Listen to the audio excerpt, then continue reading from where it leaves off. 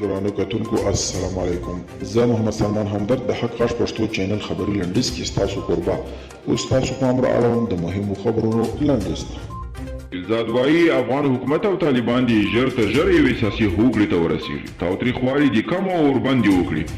د امریکا او طالبانو هوکړه د افغان حکومت او متحده ایالاتو د ګډ اعلامیې د سولې له بهیر څخه د نړیوال ملاتړ په شتون کې د جګړې دوام مشروعیت نه لري. د اروپایي پارلمان یو غړي ایران ته خبرداری ورکړ چې ستاسو رژیم هر مسلمان او هر انسان ته د ضمیر سره سپکاوی دي. پومپیو بایدن ته خبرداری ورکړ بورجان ته ستنېدل او تهران راضي کول د امریکا متحده ایالات لپاره خطرناک دي. اسلام آباد کې پاک افغان ځوانانو ټولنې د سولې بهیر او په یو دوه اړخیزه همکاریو کې د رسنیو پر رول غونډه وکړه. طالبان وایي د پکتیا په مرکز زندان کې یو بندي د ناروغۍ له امله وفات شوی دی. د دوی په خبره بندي د زندان مسؤلینو ته بیا خپلې درملین خبر یادوله خو هغوی ورته توجه نه ده کړې. طالبانو د بشري حقوقو پر بنسټونو غږ کړی چې د زندانونو مسؤلینو له بندیانو سره انساني چلند ته وهڅوي.